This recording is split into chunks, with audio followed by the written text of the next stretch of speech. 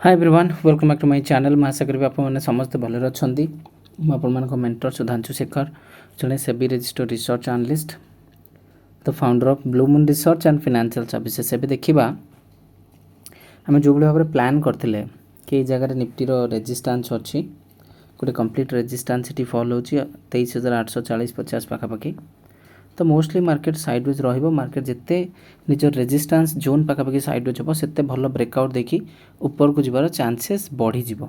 Okay, now look at the situation. Nifty Kali Friday session दिन systematic way टिके ऊपर गला, तापर सिस्टमैटिक फॉल है, ओवरऑली साइडवेज ही क्लोज होइछि। तो एबे एभलिया क्लोजिंग पर आपण कौन कहे पाखापाखि लास्ट 8-10 दिन ट्रेडिंग सेशन ये हूँ हालत। मार्केट गोटे ऊपर टॉप रेजिस्टेंस तले गोटे सपोर्ट को लेकर मार्केट एवं प्ले करने को चेष्टा करुच्ची। तो मार्केट रे वर्तमान सबुठ जरूरी हूँ 23,850। 23,850 उपर यदि निफ्टी सस्टेन करुच्ची तो निफ्टी रे फर्दर मोमेंटम देखा मिल पारे।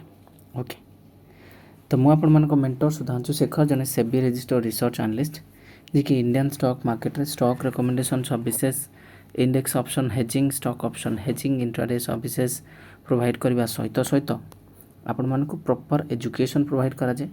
आपण माने हमर सब माने स्विंग ट्रेडिंग सर्विस सब जिन जॉइन करने फ्री टेलीग्राम चैनल किंबा वेबसाइट विजिट करें। सब बेस्ट हम फ्री टेलीग्राम चैनल विजिट करूँ। पढ़ा को चाहती तो application stock knowledge Hindi download करके कोर्सेस को जॉइन करें। ओके,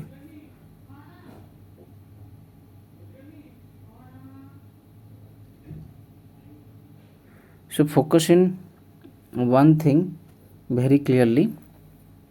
आपण मानकु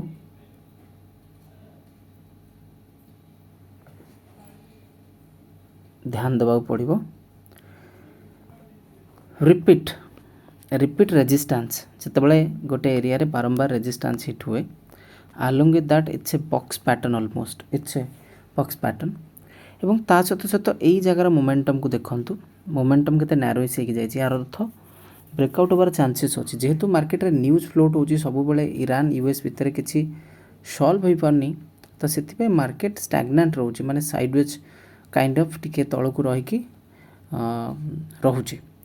आपन को फोकस रखा पड़ो पेशेंस सहित। आम जमी स्विंग ट्रेड करछे, आपण मैंने जानती मार्केट क्राश है, क्राश समय आम सबुठ दिग्गज कंपनी मान भरोसा कलु। से बीएससी मसे भितर 2 थर ट्रेड कर 12% काढ़िले। Bharat electronics limited 3%, Bharat dynamics limited 3%, एमती बहुत किसी स्टॉक अच्छे देइछंती। माने मो स्विंग ट्रेडिंग ग्रुप कथा कहूँ।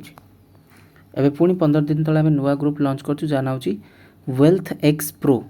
वेल्थ एक्स प्रो रे तो आहरी आग्रेसिव ट्रेड दि जाउछि, जोटा कि 10% पड़ोछि गोटे गोटे स्टॉक ऊपर को। ये सब जिन लर्निंग लेवल एवं someone who has that much skill can मतलब विन द मार्केट। फोकस करंतु। एठी निफ्टी रो सिचुएशन देखंतु, निफ्टी नैरोइस रेंज रे रहिबा को चेष्टा करछि। जदि 850 ऊपर निफ्टी सस्टेन कला, चांसेस आर वेरी हाई कि हाँ निफ्टी रे ब्रेकआउट हम एवं निफ्टी ऊपर को जाई पारे। फ्री टेलीग्राम चैनल जो मैंने विजिट करना एवं विजिट करंतु। बैंक निफ्टी ए मोमेंटम यहाँ पर सस्टेन करछि, जेमती ड्राइंग रे देखैथिली ऊपर को जाइछि, साइडवेज जाइछि। तो बैंक निफ्टी मध्य माने ए जगह गोटे हाँ फॉलिंग ट्रेंड टाइप रो बनी काम करछि। सस्टेन करू 54,250-300 पर सस्टेन कले देखा जो फर्दर मोमेंटम हमको देखा मिल पारे। सो एमती शिखु था ये भल पाई दिंतु। Thank you so much for watching. Thanks again.